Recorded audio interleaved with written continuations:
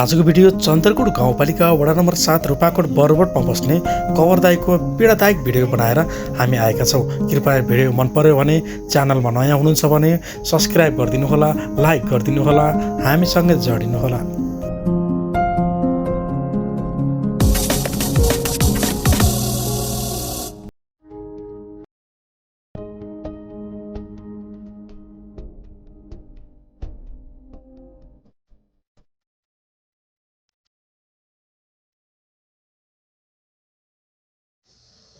दर्शकबिन, आज हामी चन्द्रकोट गाउँपालिका वडा नम्बर 7 रूपाकोट बरबोटमा अवस्थित कवरदाईको घरमा आएका छौँ। उहाँले हामीलाई रिक्वेस्ट गर्नुभएको थियो, कृपया एउटा भिडियो बनाएर सामाजिक सञ्जालमा राखिदिनु भयो भने सहयोग आयो भने पनि हामीलाई राहत हुने थियो भन्नुभएको थियो। सो किसिमले हामीले यो भिडियो निर्माण गरेका छौँ। उहाँकै घरमा आएर भिडियो तयार पारिरहेका छौँ। यथार्थमा पनि हो, आर्थिक अवस्थामा एकदम गुज्रिरहनु भएका गुल्मी रूपाकोटका कवरदाई हुनुहुन्छ। उहाँको आर्थिक अवस्था निकै कमजोर र परिवारमा उहाँको कोही पनि हुनुहुन्न। आफू अलावा उहाँको परिवारमा कोही पनि हुनुहुन्न। सम्पत्तिको नाममा एउटा सिर्फ घर छ, त्यो झुपडी पनि पानी आए बेला चुन्छ र हुरी बतास लाए बेला कहिले उडाउँछ भन्ने डर त्रासको बिचमा बाँचिरहनु भएको छ कवरदाई। र एउटा राम्रो खाले टोयलेट पनि छैन उहाँको घरमा। जो भिडियो मैले निर्माण पार्दै गर्दा वरिष्ठ पत्रकारहरू समेतले यो भिडियो हेरिदिनु हुनेछ भन्ने आशावादी पनि रहेको छु। कृपया दुखी पीडित गरिबहरूलाई मध्यनजर गर्दै विभिन्न पत्रकारहरूले विभिन्न भिडियोहरू बनाउँदै गर्नुहुन्छ र सहयोग पनि उहाँलाई आइरहेको हामीले देखिरहेका छौँ। उहाँलाई पनि सहयोग गरिदिनु होला। जस्ताको तस्तै सहयोग हामीले दिनेछौँ। उहाँको मैले मोबाइल नम्बर राखिदिनेछु।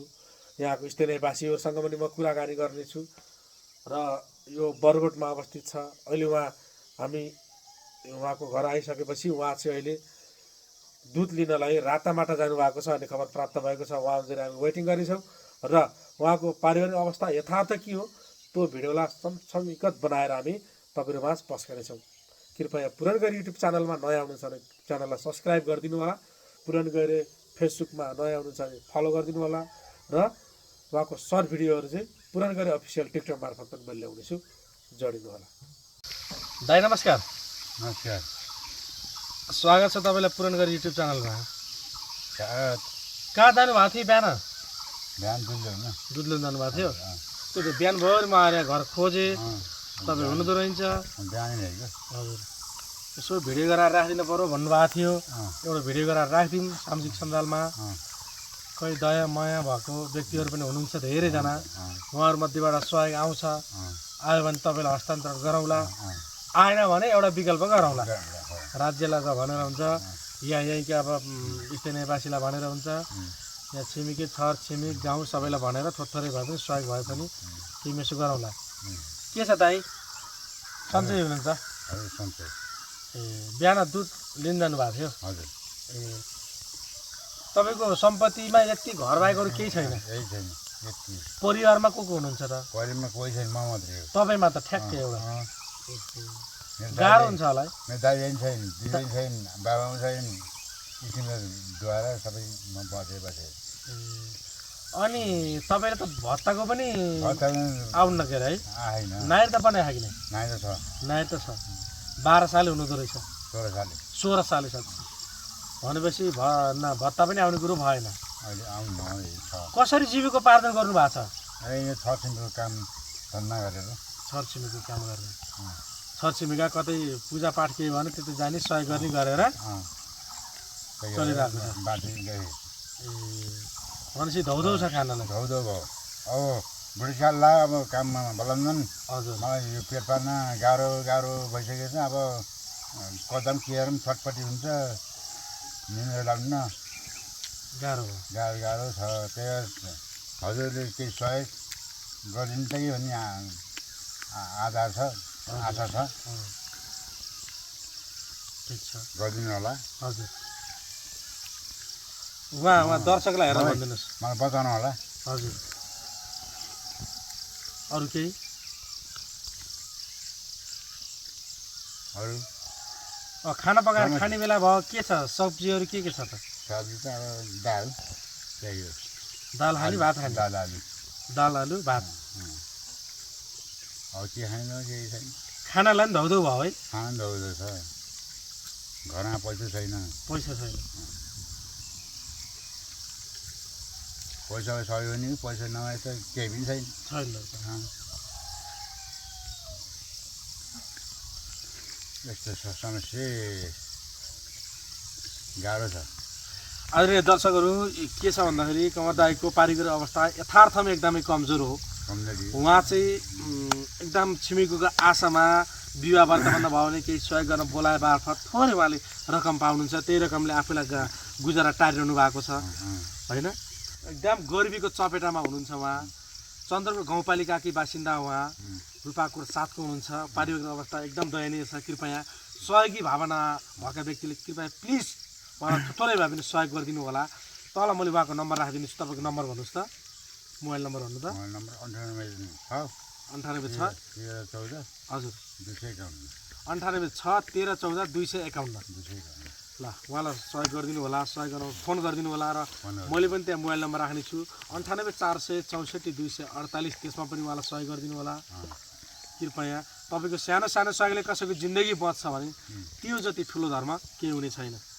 यो कमर दाईको यो वास्तविक पीडा देखाउन आएका छौँ हामी होइन अब के हो खास यथार्थ भन्दैन तपाईँ छिमेकी हुनुहुन्छ उहाँलाई हामीले भन्दा नजिकबाट हजुरले बुझ्नु भएको छ के छ पारिवारिक अवस्था साँच्चीकै दयनीय हो यहाँ त बेसकरी जो छैन क्या तिनीलाई त न एउटो खाना यताउति सुविधा न जान केटाटी न बुढी न कोही दाजुभाइ यताउता केही छैन नि एउटा आउने टोइलेट छैन खाने अब भत्ता पनि अब बुढेसकाल हामी जो यत्रा भयो यस्ता भयो उनी त भत्ता पनि छैन केही छैन यिनी बेसकरी दुखी छन् बेसर दुखी हुनुहुन्छ है दुखी छैन उहाँको केही जग्गा जमिन यो घर बाहेक अरू केही छैन केही जातै छैन अर्का कहाँ टोइलेट अरूले छिमेकीले दिएर उनी जान्छन् आउँछन् अब उनको टोइलेट बनाउने ठाउँ पनि छैन एकदम पीडामा हुनुहुन्छ है त्यसका उहाँलाई राज्यबाट पनि कतैबाट केही सहयोग आएको थाहा छैन खै पहिला कतैबाट यति केही यही गाउँपालिकाबाट यति चामल केही आएको अरू केही जाँदै आएन ए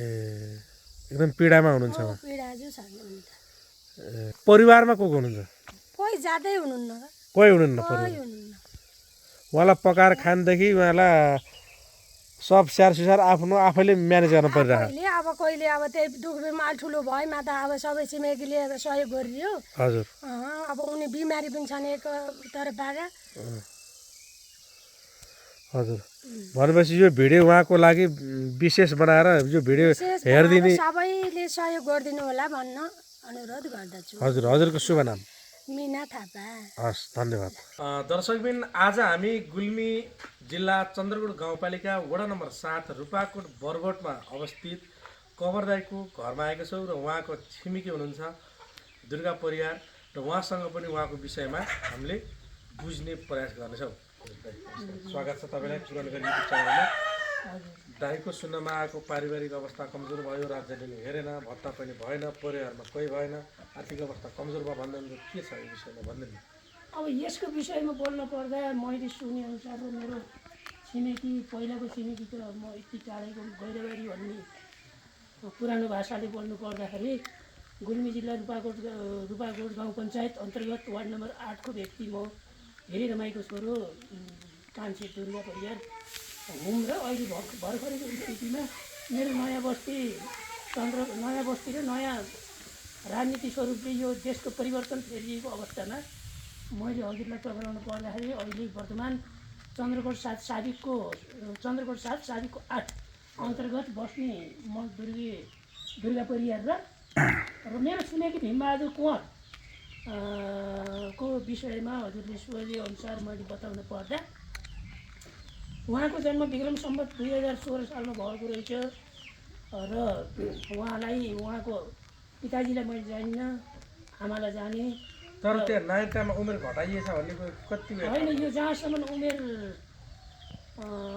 घटाइएको भन्दा त्यो नागरिकता सम्बन्धी पनि उहाँको अवस्था अनुसारले नागरिकता घटेरै बनेको छ उहाँको पक्षमा उहाँको छिमेकले बोले अनुसार उहाँको उमेर अहिले लगभग 70 कतिको अवस्था छ र अहिले भर्खरैको स्थितिमा उहाँको घरमा आमा बाउ कोही पनि नभएको आमालाई मैले जाने दिदीलाई जाने दिदीको घर फक्सिङ भन्ने कुर्तिघाटतिर थियो र उहाँका भान्जा भान्जी पनि थिए दिदी बित्नु साथै आमा पनि बित्नु र अहिले उहाँको श्रीमती पनि घर परिवार छोराछोरी कोही पनि नभएको अवस्था र गरिखाने पनि कुनै माध्यम छैन। एक आना जग्गा पनि नभए बसोबास बाहेक एक आना पनि जग्गा नभएको अवस्था र कुनै उपाय नभएको र यही वर्तमानको चल्ती चलन अनुसारको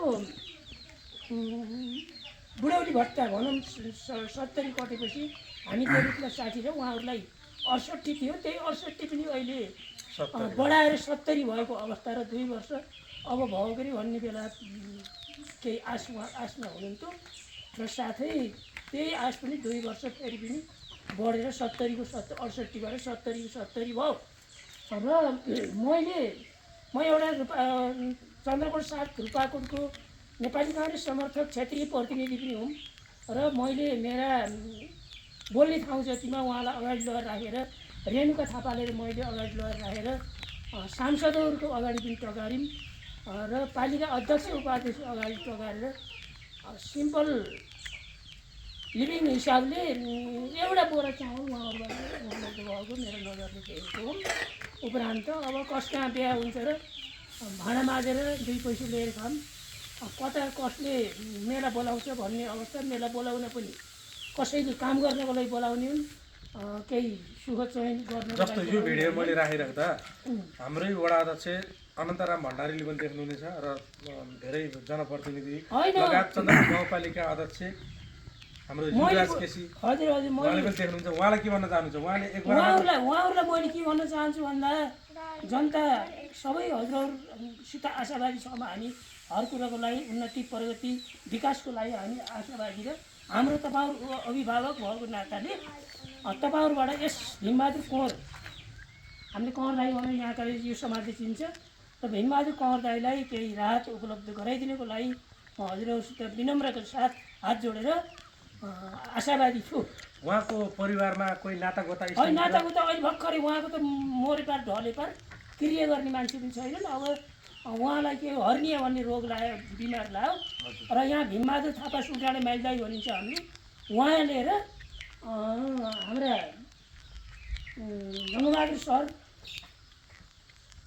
उहाँहरूले यस्ता मिलेर आफूहरूले सक्दो सहायता दान गरेर हामी छिमेकीबाट कपाल सहयोग उठाएर उहाँको हर्नियाको बिमार पाल्पा मिसन युनाइटेड मिसन हस्पिटलमा लगेर उपचार गरेर अहिले धन्न गरिखाने, कोदालाले पताउने, कोदालाले पनि के पताउने, अब कसैले पनि मकै खन्न बोलायो भने एउटा मकैको जरो चुडाउने खोज्नु उहाँको छैन।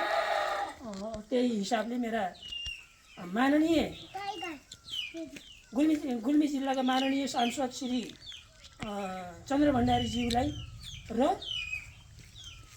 पालिका अध्यक्ष श्री युवराज केसीज्यू लगायत उपाध्यक्ष श्री विष्णु भण्डारीज्यूलाई म एउटा नेपाली काङ्ग्रेसको क्षेत्रीय प्रतिनिधि भएको नाताले र भीमबहादुर कुँवरको छिमेकमा बसेको नाताले मैले उहाँहरूसित विनम्र साथ अनुरोध गर्दछु, हात जोडेको छु। जे भए पनि जस्तै भए पनि मानव जीवनको लागि उद्धार गरिदिनुको लागि उहाँहरूसित विनम्रका साथ म आशावादी छु। धन्यवाद। जय नेपाल। तपाईँले बुझेअनुसार उहाँको अवस्थाबारे के छ अवस्था? त्यहाँ आर्थिक अवस्था त कमजोरी छ कुँवर दाइको। हजुर।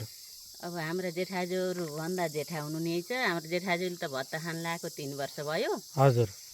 कुँवर दाइको बिचरा नागरिकता पनि कमको बनेछ, 16 साले 16 साली बनेछ। हजुर। भत्ता पनि पाउनु होइन, भत्ता भए नि यसो बिसेको हुन्थ्यो, त्यही त नि भत्ता पनि भएन। आर्थिक अवस्था कमजोरी, कोही पनि भएनन् सहारा पनि। त्यही त नि भोलि अनि बिरामी भयो भने पानी खान दिने मान्छे पनि रहन्छन्, पानी खान दिने मान्छे पनि छैनन्, एक्लै हुनु, काम गर्न पनि नसक्ने अवस्था भयो। हजुर। बुढा हुनु। हजुर। भत्ता भए नि यसो सहारा हुन्थ्यो, यसो सरकारले केही आर्थिक हजुर यसो सहयोग गरे पर यसो बिसेको हुन्थ्यो कि, हजुर केही सहारा हुन्थ्यो कि। हजुर। धेरैजनाको माग चाहिँ राज्यले उहाँलाई हेर्न पर्यो भन्ने छ, सरकारले हेर्न पर्यो, हजुर सरकारवालाको ध्यान जाओस् भन्ने छ हजुरहरूको पनि। हजुर। छिमेकीले मात्र सहयोग त गर्नुभएको छ। सहयोग त गरिन्छ के बिचरा, एकचोटि सहयोग गरौँ, अर्कोचोटि छैन, अर्कोचोटि गरौँ, अर्कोचोटि छैन बिचरा। अब के हार्ने, अब दिनदिनै अब कमाउने अवस्था छैन उहाँको। हजुर। त्यही भन्न चाहनुहुन्छ? केही खेतीपाती पनि छैन, खेतीपाती पनि छैन है छैन हजुर जुन जग्गा पनि यो टोइलेट छ यो पुरा टोइलेट छैन छैन हजुर अरू भन्नुहोस् जुन जग्गा केही ड्याम हाँगर केही छैन त्यो केही छैन यही बुकुरु छ हजुर। उतापट्टि पनि हजुर बस म छु बस यहाँ बुकुराभित्र तपाईँ हुनुहुन्छ अरू केही पनि छैन केही छैन टोइलेट पनि छैन टोइलेट पनि छैन यसको टोइलेट बनाउन नसकेरै नभए हो ठाउँै छैन त्यहाँ बनाउन ए ठाउँ पनि छैन ठाउँ पनि छैन बनाउन आर्थिक अवस्था पनि भएन भएन हजुर हुन्छ यो भिडियो हेरिदिनु भयो भने केही सहयोग आयो भने म तपाईँलाई सहयोग लिएर आउनेछु है अहिले भिडियोबाट छुट्यो है हस् हस् हस् हस्